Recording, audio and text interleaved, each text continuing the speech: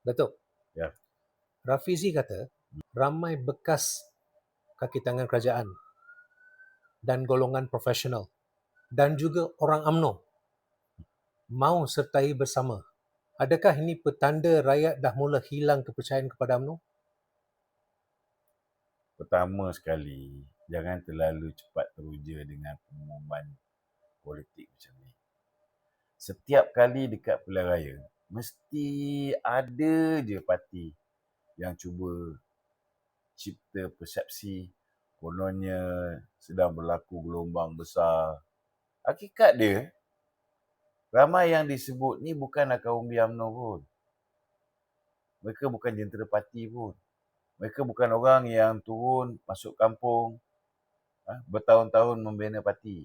Politik Malaysia bukan forum intelektual di hotel. Nak menang pilihan raya perlu ada jentera. Kena ada disiplin.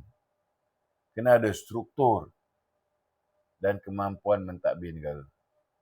Bukan sekadar kumpul golongan profesional dan bekas pegawai kerajaan lalu mendakwa sudah jadi alternatif nasional.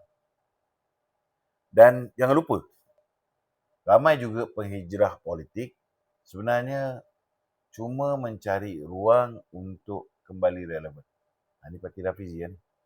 Kenapa sekarang ni makin ramai muncul parti baru, calon bebas dan kononnya kuasa ketiga? Sebab ada orang nampak peluang dalam usaha untuk mengelirukan rakyat. Bila rakyat penat dengan pergaduhan politik yang berpanjangan, tak henti-henti, maka muncullah penyelamat baru.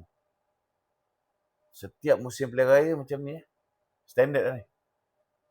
Tetapi kebanyakan mereka bukan datang dengan pelan macam mana kita nak mentadbir negara. Mereka datang dengan ego besar, mereka datang dengan media sosial mereka, branding baru.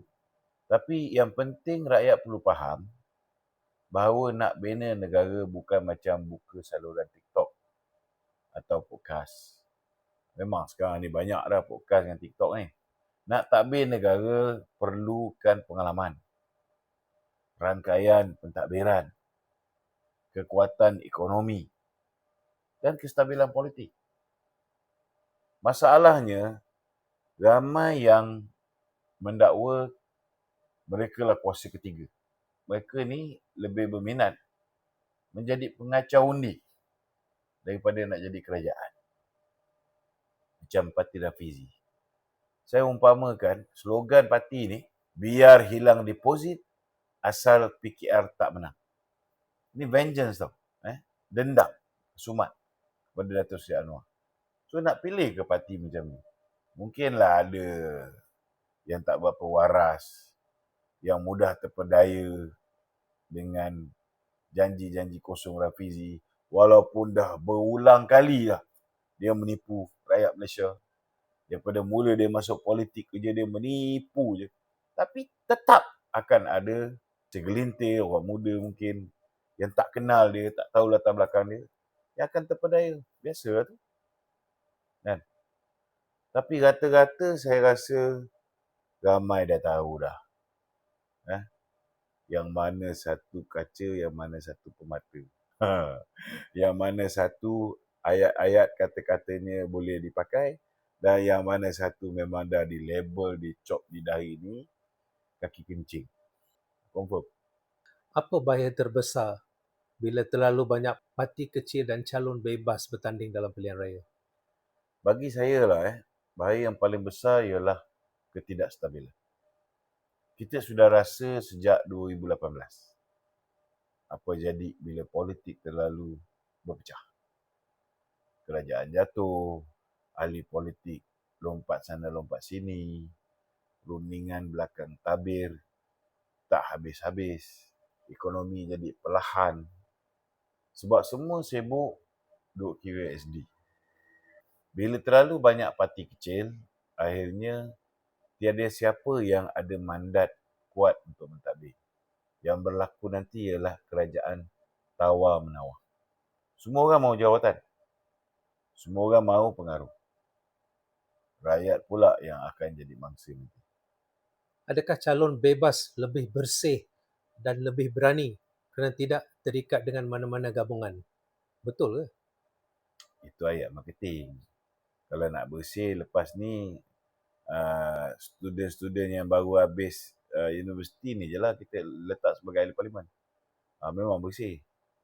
Tapi knowledge, pengalaman, kemampuan tak semestinya lah boleh capai cepat macam orang dewasa kan. Dalam dunia sebenar, disiplin gabungan tu penting. Terutamanya untuk kestabilan. Negara bukan boleh ditadbir ikut suka hati seorang dua pejuang bersendirian. Banyak calon bebas ni sebenarnya bekas ahli politik juga. Bila dulu mereka berada dalam sistem, mereka tak buat apa yang mereka hari ini laung-laungkan. Bila hilang pengaruh atau kalah perebutan kuasa, tiba-tiba mahu jual imej anti-establishment, anti rasuah, anti tu, anti ni kan. Last kali dia anti diri dia sendiri. Kalau betul lah mereka hebat, kenapa gagal semasa berada dalam gabungan dulu? Macam Rafizi. Kalau dia hebat, dia incumbent. Macam mana boleh kalah timbalan presiden? Kalah tak apa tau. Kalah dengan cukup mengaibkan. Hanya 1/4 daripada orang yang keluar mengundi, yang mengundi dia. Cuba bayangkan. Jadi rakyat jangan mudah tertipu dengan pembungkusan baru. New packaging je ni untuk produk politik yang lama. Jadi rakyat perlu menilai calon berdasarkan apa? Mudah je. Tanya mereka satu soalan. Boleh ke orang ni mentadbir negara? Jangan sekadar pandai bercakap. Bukan sekadar bikin konten untuk konten tu viral. Bukan sekadar pandai menyerang orang lain. Malaysia perlukan pemimpin yang boleh kekalkan ekonomi dalam keadaan baik, tarik pelaburan, stabilkan politik, uruskan masyarakat yang berbilang kaum ni majmuk. Ini bukan kerja influencer politik atau kaki buat podcast. Kita perlu pemimpin yang serius. Bukan pelancong politik yang datang musim pilihan raya, kemudian hilang selepas kalah. Geng-geng merajuk ni kita elakkanlah daripada bazir undi kita. Dalam keadaan dunia yang tidak menentu sekarang ni, apa yang Malaysia sebenarnya perlukan? Malaysia hari ini perlukan kestabilan politik. Dan kita perlukan sebuah kerajaan yang berpengalaman mentadbir negara. Dunia sekarang tak menentu. Ekonomi global sekarang ni tengah perlahan. Konflik antarabangsa pun nampak gaya semakin serius. Kos sara hidup naik di banyak negara. Ini bukan masa untuk cuba try test atau buat eksperimen politik. Kita tak boleh serahkan masa depan negara kepada kumpulan yang masih nak belajar jadi kerajaan atau sekadar nak jadi kuasa penentu ataupun kingmaker. Rakyat sendiri pun kena pragmatik lah. Jangan terikut dengan aksi sarkas ahli politik yang berubah watak ikut selera bergantung kepada siapa yang berada di hadapan mereka. Hari ini dia cakap lain, besok dia cerita lain. Rakyat yang akan tak anyaya. Apa mesej terakhir kepada pengundi menjelang PRU ke-16? Rakyat jangan lupa sejarah negara ni. Ya, BN bukan sempurna. Tak ada parti yang sempurna. Banyak kelemahan, banyak kesilapan kita dulu. Tetapi kita juga tidak boleh menipu diri kita sendiri bahawa era paling stabil dan membina negara datang ketika BN memimpin Malaysia. BN melahirkan ramai pembina negara dan negarawan. Infrastruktur negara dibina, pelaburan masuk dengan cukup baik, ekonomi berkembang, keharmonian masyarakat dijaga. Banyak juga zaman BN. Sejak 2018, rakyat sudah lihat sendiri bagaimana politik yang terlalu berpecah ni menyebabkan negara bergaduh sepanjang masa. Dalam dunia yang semakin tidak stabil sekarang, Malaysia perlukan gabungan yang ada pengalaman mentadbir negara. Bukan kumpulan badut politik yang sibuk bermain sarkas demi kelangsungan politik sendiri. UMNO dan BN mungkin tak sempurna, tetapi rekod membina negara dan mengekalkan kestabilan tu nyata, tak boleh dipertikaikan. We got the experience.